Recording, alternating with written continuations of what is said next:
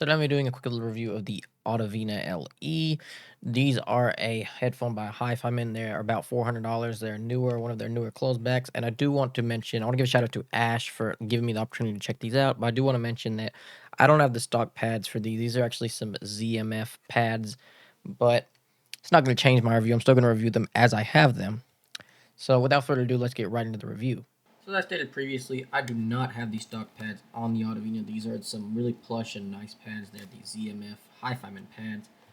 They're for the HE1000 in that series. So I really like the pads on these, but I'm not going to review them as stock pads. So I want to talk about the build on these. This actually is all metal. This feels metal, and see the adjustments. It doesn't sound. This just doesn't sound good. It feels cheap. It just feels like a cheaply built headphone, to be honest, for what you're paying. But this is metal, it feels like. I think this is metal. This could be plastic. I don't know. This kind of looks like a fake leather, as you can see, but it's all plastic. I don't know if that's picking up on the audio, but it's just all plastic. And yeah, it's just going to be a mostly plastic build. And it kind of has like a cheap fake leather headband. It's just cheap overall. And I can't tell if this might be metal, but overall it's just a very kind of like cheap Hi-Fi build. I don't like the build at all on these, and the fit on these, like if you can see this pivot point, and when I put it on my head I have to move it like that, because if not it just, and there's only like two like pivot points. It's not a freely swiveling design really, so I think some people might have issues with the comfort because of that, but overall, it's not a very excellently built headphone, even for just a Hi-Fi. So it's just, to me, it's kind of built like shit, if I'm being completely honest. So the sound on the Audivina LE is very interesting, is what I would want to call it. If you don't EQ these, to be honest, they kind of sound like crap. Out the box, they just sound very wonky. Things sound sibilant, sharp. Everything's just off, and I don't like it. But if you're able to EQ these, you can get something very excellent. And I'm going to include something in the video just so you guys can see what I'm talking about. I'm going to record with EQ and without on the mini ears DSP, so you can kind of hear back to back.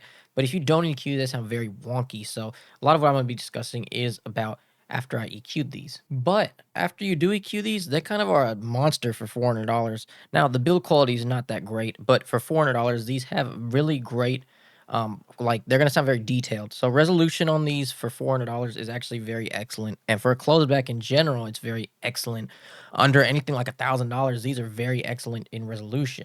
Now, I do want to preface this by saying these aren't going to scale that much. So if you want something like another Hi-Fi like the HE1000s, that's not going to do that. These aren't going to scale. When I was running these off the shit Ragnarok, they don't scale at all.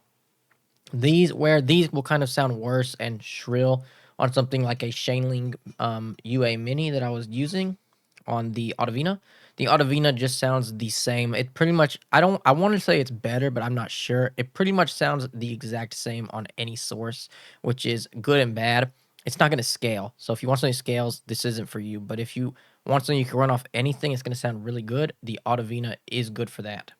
And honestly, the scaling on the Audivina reminds me a lot of the Hi-Fi Ananda, where it's just very good overall resolution-wise, especially for the price, but it's just not going to scale that much. So these aren't going to scale that much either, kind of like that Audivina. But overall, I find the soundstage to be very impressive for a closed back. I find the timbre to be pretty good as well, and all things considered, if you do EQ these. And like I said, with the whole sound portion of the video, I just want to preface this by these need EQ. Like, these are not, if you want to buy this headphone and you don't plan on EQing it, I don't recommend it at all. That's just one thing I do want to make very clear throughout this entire review. But it's really hard for me to talk about the sound of these, like I said, just because you do need EQ for these, and they're just, that's what I would highlight the most of the sound, is just the resolution and soundstage is really good for the price, and it beats most closebacks I've heard, especially under $1,000, especially at $400. This is an insane deal, but you do have to EQ them. If you don't plan on EQing these at all, I actually think they're very unrecommendable. They're not a headphone that I would ever use, to be honest, if I didn't EQ them. They just sound wonky. If you really like something that's going to sound a bit sharp and honestly just weird, I haven't heard it that much that sounds like this. It's just very, very weird. I know it's kind of like a strange review for me. It's just kind of like talking about EQ, but that really is the bread and butter to these. And I'm going to throw up on the screen. I did use the auto EQ through peace. And I'm just gonna let y'all listen right now to what I was kind of hearing with the mini ears DSP. Closed hearts, we are making. It's just you and me. We might fall apart,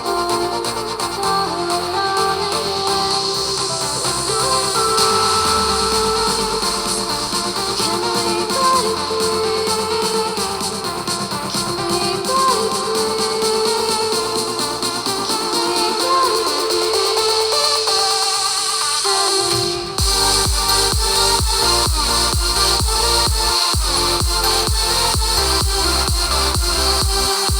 Closed hearts, we are making. It's just you and me. We might fall apart. Can we break free?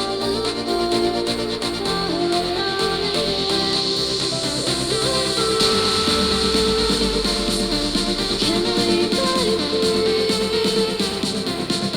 we break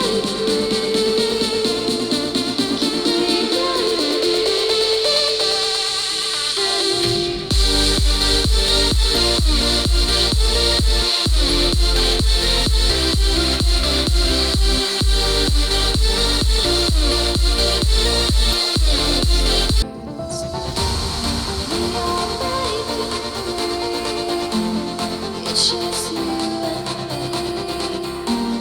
We might fall apart. Can we break free?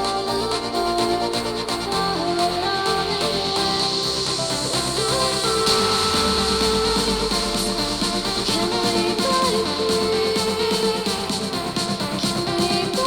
Can we break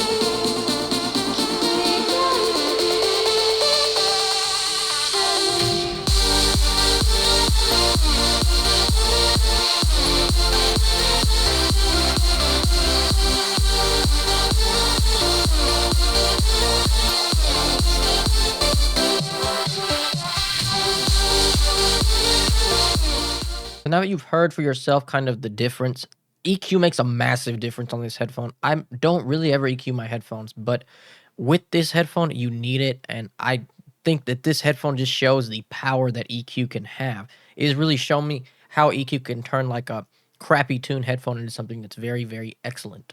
But all things considered, I don't really have a lot else to say. If you are fine with putting up with, like, for my recommendation of these, if you're fine with putting up with this shitty build quality of the Audivina, I can recommend it. If you can put up with the shitty build quality that it has, and you're kind of fine with everything, like kind of creakiness and just it's shitty. It's shitty. I have nothing else better to say about it. But if you can put up with the shitty build quality that these have, and you're fine with EQing, and you kind of want a detail monster for $400, the best details and one of the best detailing closebacks that you can get at this price range, might be the best, I would recommend the Audivina.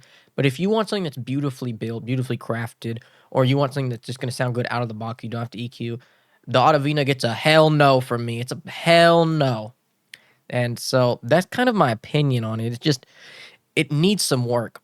It just needs some work. It's so close, but falls short in a few key areas. So that's kind of my recommendation for it. It's a hard maybe from me. For most people, I think there's better options out there, but this actually would, for certain people I know of, and I know certain people who would like this will fit them perfectly. So, like I said again, if you're fine with EQing and you put up with the build quality, these are excellent, and I would recommend them, especially with the resolution. But if not, I would just look elsewhere, honestly, and that's kind of be my opinion of them overall. So I hope you guys enjoyed this review, and please stay tuned for more content, you guys, and peace out, guys.